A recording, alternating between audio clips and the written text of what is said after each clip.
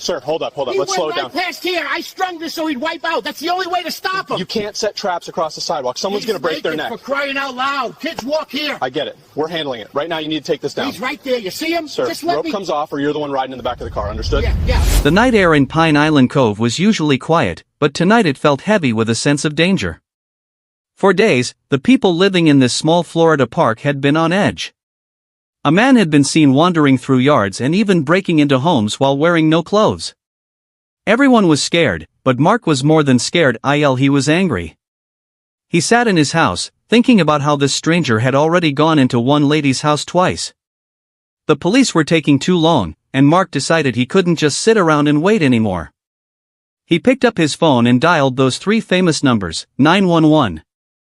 When the dispatcher answered, Mark's voice was sharp. He told them that the nudist guy was back in the park again and had just passed him near the boat ramp. The person on the other end of the line started asking questions. They wanted to know if Mark actually saw the man without clothes on right at that moment.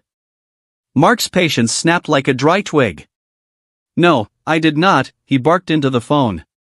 He felt like the dispatcher was wasting his time with tiny details while a criminal was running loose near his neighbor's front doors. To Mark, it didn't matter if the man was naked right this second. What mattered was that he was a threat who kept coming back. "You know what? Forget it," Mark said, his voice cold and determined. He told the dispatcher he was at the boat ramp but wouldn't be staying there for long. He had a different plan in mind, one that didn't involve waiting for a patrol car to cruise slowly down the street. "I'm going to try and do some way of stopping him," he declared. Before the dispatcher could ask another question or try to calm him down, the line went dead.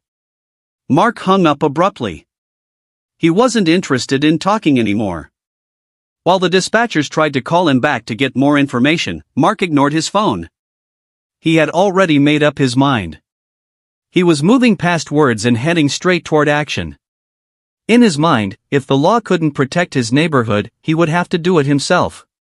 Mark grabbed his gear and stepped out into the dark, leaving the safety of his home behind to hunt for the man who had stolen the community's peace of mind.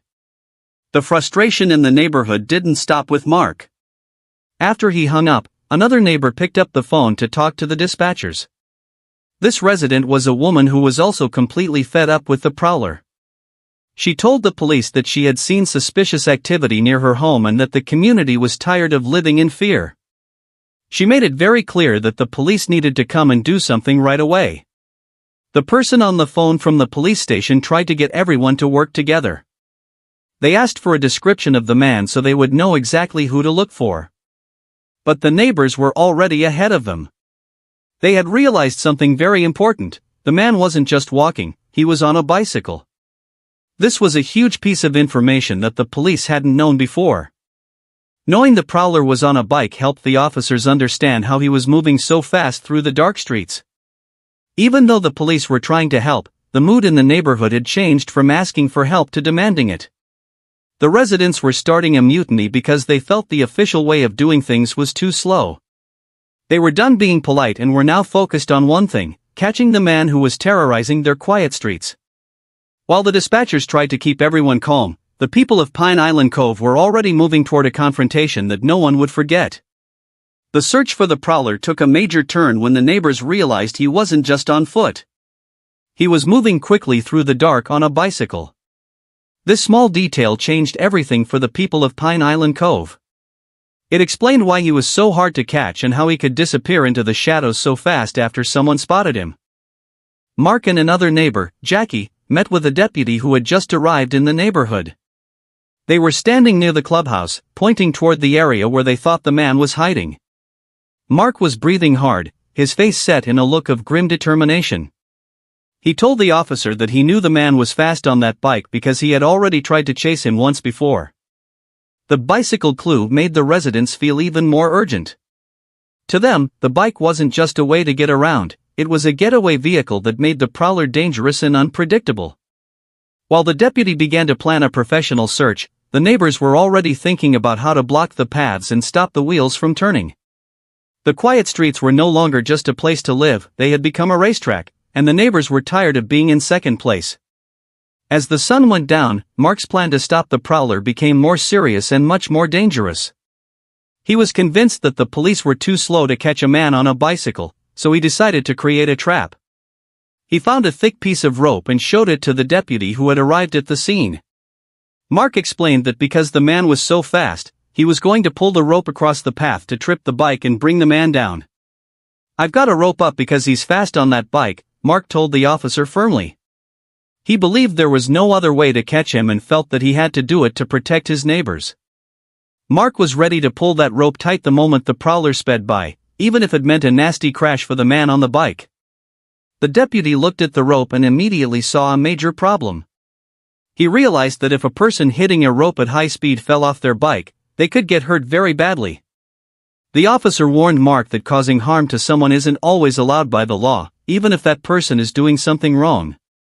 This DIY death trap created a huge amount of tension between the angry residents and the police officer who was trying to keep everyone safe. Mark was focused on catching a criminal, but the deputy was worried that Mark might accidentally become a criminal himself if his trap turned deadly. The deputy's warning was clear and stern. He looked Mark right in the eyes and explained that while he understood the frustration, a trap like a trip rope was a terrible idea. He told the residents that the punishment has to fit the crime. Running around without clothes is a problem, but it isn't the crime of the century, and it certainly isn't worth someone losing their life over. "I'm just trying to protect you at the same time," the deputy said, trying to make Mark understand the danger. He explained that if the prowler hit that rope and died, Mark could be the one going to jail for a very long time. The officer wanted the residents to stay safe and let the professionals handle the capture. He told them plainly to leave it to us and do not intervene. However, the talk about laws in courtrooms didn't seem to change Mark's mind. He didn't agree with the officer at all. Mark felt that if someone was on his property, he should have every right to stop them however he saw fit. The tension between the officer's rules and the residents' anger was growing. The deputy was trying to prevent a tragedy, but the neighbors felt like the law was protecting the criminal instead of the victims. This disagreement set the stage for a night where the rules would eventually be thrown out the window. The sun had finally gone down, and a thick darkness settled over Pine Island Cove. This was the time the neighborhood had learned to fear. The streetlights cast long, shaky shadows on the pavement, and every rustle of a palm leaf sounded like a footstep. It was time for the midnight patrol. Mark and Jackie weren't staying home. They climbed into their golf cart. The electric motor hummed quietly as they began to cruise the narrow streets. They weren't just out for a drive, they were hunting. With the deputy following closely behind in his patrol car, the group moved like a small army through the park. Every driveway and every dark corner was checked for a sign of the man on the bicycle. The air was thick with tension. Mark sat in the driver's seat of the golf cart, his eyes darting back and forth. He was looking for any flash of skin or the glint of metal from a bike frame. The residents knew the prowler usually appeared around this time, and they were determined to be the ones to find him first. Even though the deputy had warned them to stay back, the neighbors felt that their local knowledge of the catfish area and the hidden paths gave them an advantage the police didn't have. They were the eyes and ears of the night, waiting for the moment the prowler made his next big mistake. The deputy knew that the residents were becoming a posse instead of just witnesses, and he tried one last time to pull them back. He pulled his patrol car alongside the golf cart and began a heated debate about the law. He explained that even if someone is on your grass, you don't always have the legal right to tackle them or hold them down. "If he's trespassing at my house, I don't got no reason to hold him?" Mark asked, his voice full of disbelief. He couldn't understand why he wouldn't be allowed to protect his own property. The deputy tried to explain that if an officer arrives and the suspect just walks away, even the police can't always run them down and tackle them for a simple trespass. "I don't agree with you," Mark barked back. To him, the rules of the neighborhood were simple: if you come into my yard and you don't belong there, you're going to answer for it. This was the "my property, my rules" mindset that had taken over Pine Island Cove. Mark felt that the deputy was being too soft and that the law was tied up in too much red tape. As they argued, the residents' focus stayed on the dark yards around them. They weren't looking for a legal debate, they were looking for a fight. The deputy warned them again, "Do not intervene," but the words seemed to bounce right off the side of the golf cart. The residents were done talking about what they could do, they were ready to show the prowler what they would do. Just as the argument reached its peak, a shout from a nearby house broke the silence, signaling that the debate was over and the chase was finally on. The peace of the neighborhood shattered when a resident's voice rang out through the dark, "Hey officer, hurry up." Mark didn't wait for a second command. He slammed his foot down on the pedal, and the golf cart lurched forward with Jackie at his side. The deputy was right behind them, his patrol car lights cutting through the night as they raced toward a home where the prowler had been spotted. It was a strange and frantic sight, a small electric golf cart leading a full-sized police cruiser in a high-stakes chase. Mark navigated the narrow paths with the skill of someone who knew every inch of the park, while the deputy struggled to keep up in his much larger vehicle. They were heading for a house where several other neighbors had already surrounded the suspect near a porch area known as a lanai. As they pulled up, the scene was chaotic. Residents were shouting, telling the suspect to get down and sit down. The deputy jumped out of his car, his body cam shaking as he ran toward the group. "Back off!" "Sheriff's office," he yelled, trying to take control of the crowd of angry seniors. The prowler was trapped, but he wasn't giving up. He looked like a cornered animal, eyes darting between the flashing police lights and the stern faces of the neighbors who had finally caught up to him. The deputy moved in, screaming, "Get on the ground," while reaching for his taser.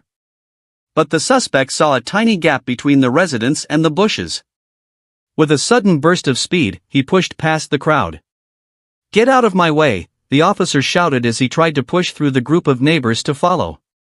The prowler vanished into the darkness on foot, leaving the deputy and the residents standing in the yard, breathless and energized by the chase that had finally begun in earnest. The deputy sprinted through the dark yards, his heavy gear clanking with every step. He could see the suspect running between the houses, moving like a shadow. "Lake County, I'm on foot on him," the officer yelled into his radio, his breath coming in short, ragged bursts.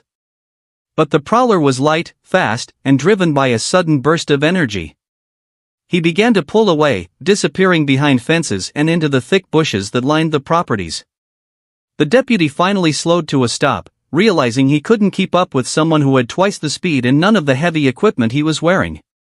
He called into dispatch to stop the foot pursuit, planning to wait for a K9 dog unit to track the man's scent instead. For a moment, it looked like the prowler had won. The night was silent again, and the suspect was gone. But while the deputy was following the rules of a professional search, the neighbors were following the sounds of the chase. Suddenly, a voice broke the quiet from a few houses away. "Hey, we got him over here." The deputy's head snapped toward the sound. He realized the residents hadn't stayed back like he asked. They had used their knowledge of the neighborhood to cut the suspect off. The officer ran toward a nearby lanai and found a shocking sight. The cornered in the lanai moment had finally happened, but the police weren't the ones in charge. Mark and several other men had the suspect pinned down against the screen of a porch. The prowler was trapped between the hard ground and the determined hands of the people he had been terrorizing for days. The neighborhood had done what the police couldn't, they had used their numbers and their anger to end the hunt on their own terms. The chase was far from over. As the deputy approached the lanai, the suspect saw his chance. With a sudden move, he broke free from the resident's grip and bolted into the darkness once more. The deputy didn't hesitate. "Lake County, I'm back on foot on him," he shouted into his radio. This was the great escape. The prowler ran with incredible speed, jumping over low bushes and darting between the narrow gaps of the houses. He had no shoes and no clothes to slow him down, making him light and fast. The deputy, on the other hand, was struggling. He was wearing nearly 30 pounds of gear, including a heavy vest, a belt full of tools, and thick boots. "He's got a good ways ahead of me," the deputy panted into his radio. Every time the officer rounded a corner, he could see the pale figure of the man disappearing further into the shadows. The suspect was hyped up on adrenaline, moving with a desperate energy that the tired officer couldn't match. Finally, the deputy had to make a hard choice. He realized that if he kept running, he might exhaust himself or lose the suspect entirely in the maze of yards. He stopped near a group of trees, his chest heaving. "Lake County, I'm going to stop my foot pursuit," he announced. He decided the best plan was to stay put and wait for a K9 unit, a police dog, to come and sniff out the man's trail. The neighborhood went quiet again, but only for a moment. The deputy stood in the dark, listening to the crickets and the sound of his own breathing, wondering if the great escape was going to be the end of the story. He didn't know yet that the neighbors weren't finished with their hunt. The deputy stood in the silence of the dark yard, waiting for the K9 unit to arrive, but the neighborhood was already moving. While the officer followed the rules of a professional search, the residents were using their own knowledge of the streets. Suddenly, the quiet was broken by a loud shout from a few houses away. "Hey, we got him over here!" The deputy sprinted toward the sound and found a scene that shocked him. The neighbors hadn't stayed inside like he had asked. Instead, they had used their golf carts and their numbers to cut the prowler off before he could escape the park. Several men had finally caught the suspect and were physically holding him down against the screen of a porch. This was the citizen's arrest. The prowler, who had been so fast and elusive for days, was finally pinned. He was panting and struggling, but the residents weren't letting go this time. "He's going to take you to the hospital because you tried to hurt people," one resident growled as the deputy arrived to take over. The deputy moved in quickly, telling the neighbors to watch out so he could finally put the handcuffs on. Even though the officer had warned them not to intervene, he had to admit that the people in the neighborhood were the ones who had actually caught him. The residents stood back, breathing hard and looking at the man they had chased through the dark. They felt a sense of victory. The wrong neighborhood had finally won, and the prowler's reign of terror was over. Once the handcuffs were clicked into place, the heavy energy in the air began to fade. The deputy made sure the suspect was secure, telling him, "You can talk. You can breathe. I'm not on your back." The man, however, was still very upset. He lay on the ground, breathing hard, and claimed that the neighbors had been trying to kill him. The residents stood around, watching with their hands on their hips. They were tired and sweaty from the chase. One of the men told the suspect that if they really wanted to kill him, he would have felt it, but they were just trying to hold him until the police arrived. Even though the fight was over, the physical struggle had left everyone feeling shaky. The deputy worked to keep the situation calm. He told the neighbors they did a good job, but he also had to make sure the suspect was okay. He checked the man for injuries and asked for another police car to come by so they could move him away from the angry crowd. Mark and the others stayed close, watching every move. They wanted to make sure the man who had caused so much trouble was finally going to face the consequences. The street was full of flashing lights now, and the quiet of the night was replaced by the low hum of police radios and the voices of people who were finally starting to feel safe again. As the suspect sat on the ground with his hands behind his back, his behavior started to change. The anger and the running were gone, replaced by a strange and sad confusion. He looked up at the deputy and the residents with wide, scared eyes. "I hear voices in my head," he whispered. The mood in the neighborhood shifted again. The residents, who had been so full of rage just minutes ago, stood back and watched. They realized that the man they had been hunting might not just be a criminal, but someone who was very sick. The deputy spoke to him calmly, promising that he was going to get some help. "You're going to get some help, okay," the officer said softly. Even though the man had caused so much trouble, the deputy knew that his job now was to keep the suspect safe until medical help arrived. The suspect kept mumbling about people trying to kill him and about the voices that told him what to do. One of the residents noticed that the man had a cut on his ribs and looked completely wiped out. It seemed like the nude prowler was finally breaking down. The voices he heard had led him into a neighborhood that was ready to fight back, but now that the fight was over, all that was left was a man who needed a doctor more than a jail cell at that moment. The deputy called for medical workers to come and check him out, making sure the scene was secure while the community stood by in the quiet night air. The man who had caused so much trouble finally had a name, Gennaro Reddy. He was 30 years old, and as the police looked into his past, they found that this wasn't the first time he had done something like this.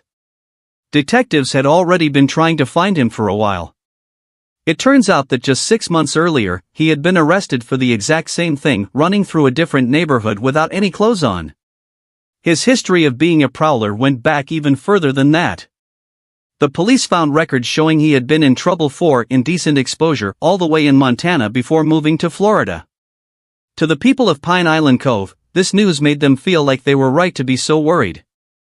Gennaro wasn't just a one-time visitor, he was someone who had made a habit of scaring people in their own yards. The Iona nudist, as some called him, seemed to have a pattern of behavior that he couldn't stop.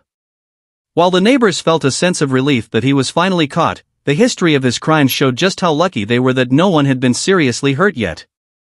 The man they had tackled in the dark had a long trail of police reports behind him, proving that the neighborhood's midnight patrol had finally put a stop to a problem that had been growing for a long time. As the police car drove away with Gennaro ready in the back seat, a sergeant arrived to check on everyone. He walked over to Deputy Olegger, who looked tired and a bit dusty from the chase. "Injured? You injured anywhere?" the sergeant asked. The deputy shook his head and gave a small, frustrated laugh. "No. Other than pride, I got out," he said. He admitted that he had been outed by the neighborhood residents. He explained that he had been trying to work smarter by following police rules and waiting for a tracking dog, but the residents were dead set on working harder. The sergeant told him there was no one to blame but yourself, but the deputy pointed out that it wasn't exactly a fair race. "Of course, it's not fair. They had a golf cart," he joked. While they laughed for a second, the deputy knew the situation had been dangerous. He turned to the group of residents and thanked them for their help, but he also gave them a serious warning for the future. He told them that they had put themselves in a lot of danger by tackling a stranger in the dark. "I don't know if he had a knife or anything like that," the deputy said. Even though Mark claimed he knew the man didn't have a weapon, the officer told them they shouldn't chance it next time. The sergeant's review was a reminder that while the neighborhood had won this time, the line between being a hero and a victim is very thin.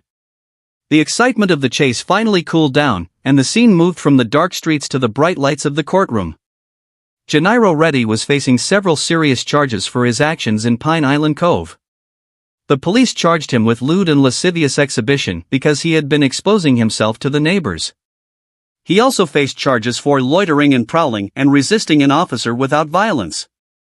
However, the legal process was not as fast as the neighborhood chase. Even though Reddy was caught and identified, he didn't always show up when the judge told him to. This led the court to issue bench warrants for his arrest. A bench warrant is a special order from a judge that tells the police to arrest someone and bring them straight to court because they missed their scheduled hearing. The residents of the park watched the news closely. They were happy to hear that Reddy was also ordered to stay away from their neighborhood as part of his legal aftermath. For Mark and the others, the most important thing was that their quiet streets were peaceful once more. They had proven that their community was the wrong house for a criminal to target. While the legal system worked through the paperwork and the warrants, the people of Pine Island Cove went back to their normal lives. They still looked out for one another, but now they did it with a little less fear. The Iona nudist was no longer a shadow in the bushes, and the great golf cart chase became a story that the neighbors would tell for years to come.